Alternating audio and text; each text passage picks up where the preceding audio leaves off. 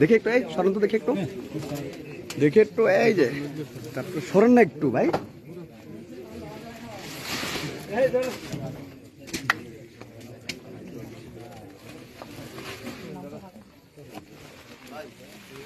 কয় বস্তা গুনো গনি উঠে গেছে হ্যাঁ গনি উঠে গেছে দেশের স্যারকে ফোন দিতেছে এটা ফোনে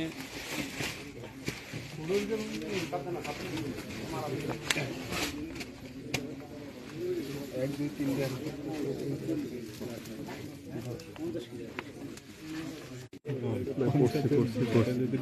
আমার ছবি না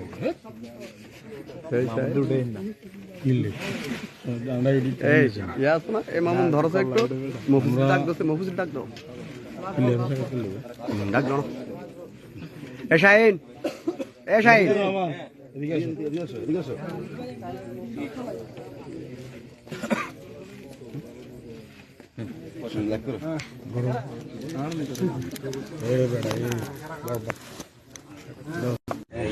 ঘটনাটা কি হয়েছে আসলে যদি একটু বলেন। ঘটনা হলো যে আমরা মাগরিবের পরপরেই এলাকা থেকে কিছু গুঞ্জন উঠছে, ছোট পোলাপাইন 10 মানে ছোট পোলাপাইনে নাকি ওই যে অটো দিয়া চাল নামাচ্ছে, এটা খবর পাই এলাকাতে ছড়াই দিচ্ছে।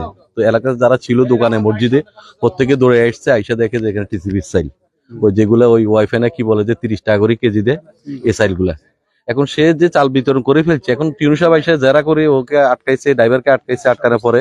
আটকানোর পরে ও স্বীকার করছে যে আমি মানে ও জমা দিয়ে দিছে, যে কাগজটা জমা দিয়ে দেওয়ার কথা মাল বিক্রি করার, মাল যে দিয়ে দিছে, হ্যাঁ সেটা যে কাগজ ওই ডকুমেন্টস জমা দিয়েছে, কিন্তু তার সাইল করে নিয়ে আসছে, চাল বিক্রি দেখাইছে, কিন্তু তার এখানে অবশিষ্ট চালটা সে ঘরে নিয়ে আসছে। এটা সে মানে দোষী প্রমাণিত হয়েছে যে সে চালটা অবৈধভাবে, হ্যাঁ জনগণের চাল এই মানে চাল না দিয়া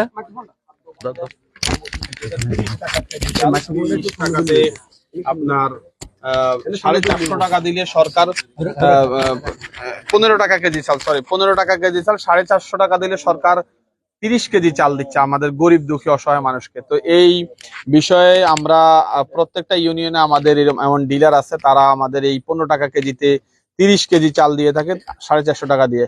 আমাদের এইখানকার মোহাম্মদপুরের যিনি ডিলার আছেন উনি ইতিমধ্যে আমি ফুড অফিসারের সাথে কথা বলেছি, উনিও বলছেন উনি এই মাসের যে চাল বিতরণের মাস্টার রোল জমা দিয়েছেন, তার মানে উনি এই মাসের যত চাল আছে সব যথাযথভাবে বিতরণ করেছেন।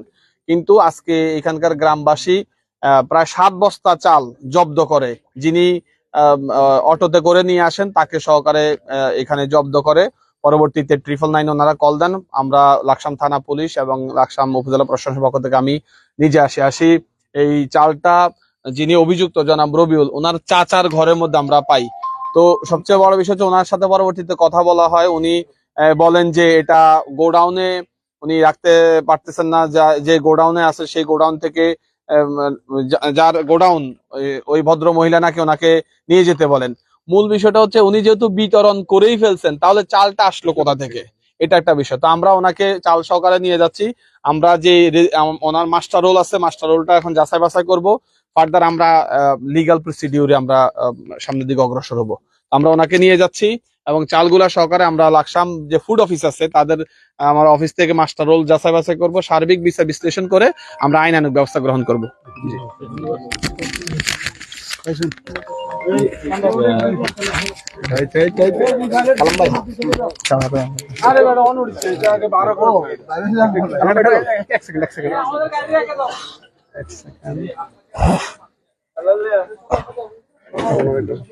আপনি আসলে এই যে আজকের যে ঘটনাটা, এই বিষয়টা আসলে কিভাবে দেখেন আপনি?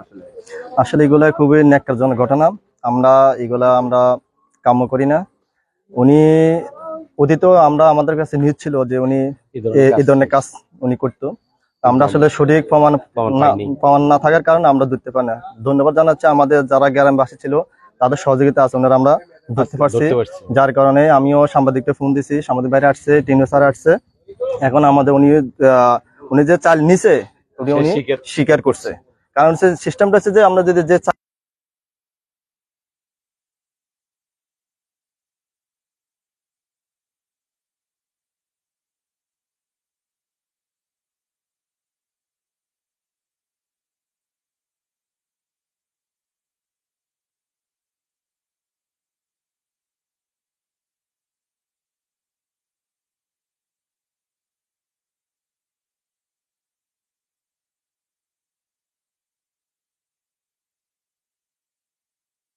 একজন এখন বিষয়টা আপনারা দলীয়ভাবে কিভাবে দেখছেন? দলীয়ভাবে আমরা যেভাবে দেখি, আমরা আসলে দলীয় বলতে কি, এটা দলীয় হোক বা আন্দলীয় হোক, এটা সবার জন্য রয়েছে সমান অপরাধ। সুরে অন্যকে যে দলে হোক না কেন, আমরা তার সর্বোচ্চ শাস্তি চাই। আমিও গোবিন্দপুর সর্বোচ্চ শাস্তি দক্ষিণের চাই। সাধারণ সম্পাদক সাবেক সোরে আমরা এটা মানে নিতে পারি না। আমার বিএনপির দল সাধারণ সম্পাদক আমি সাবেক। তা আপনাদের ধরেন সেও তো আপনাদের সাথে সংগঠনের, আপনি কি চাইতেছেন এই যে এই না, ঘটনাটা? আমি চাচ্ছি ন্যায় যে জিনিসটা, এই জিনিসটা আমরা চাচ্ছি।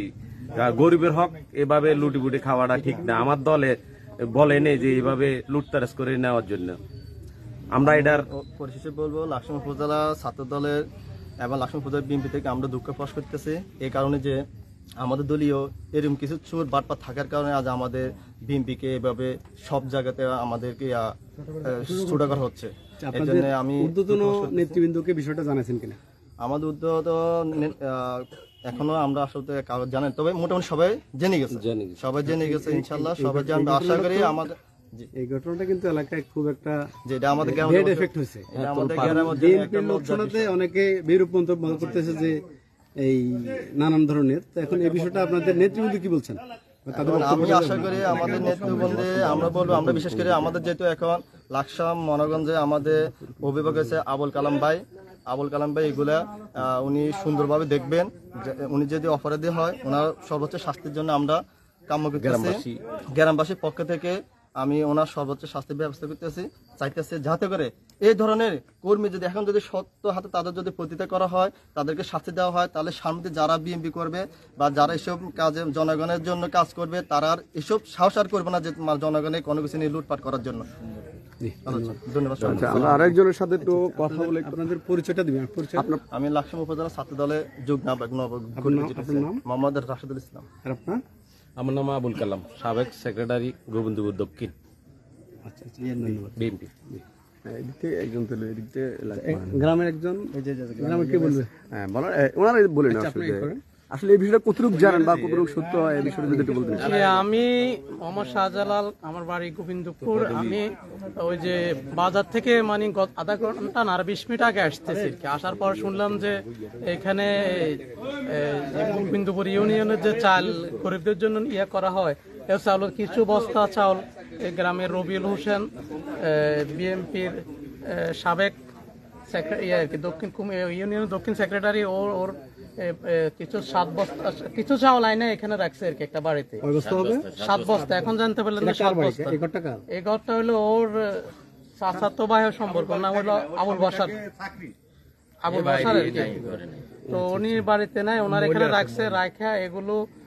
তারপরে এখন আমি আসার পর শোনার পর আমাকে বললো যে এখানে এরকম এগুলো কিছু চাউল ওই রবিউল আইনে এখানে রাখছে, তো আপনি আসেন একজন আমার বলো। তো আমি আসলাম, আয়সা দেখলাম যে ইউনসার প্লাস পুলিশ আয়সা এগুলো, মানে আপনি আসার আগেই দেখছেন যে প্রশাসনের লোক হাজির? হ্যাঁ, প্রশাসনের লোক চলে আসছে, ইউনুসাব চলে আসছে। কি চাচ্ছেন?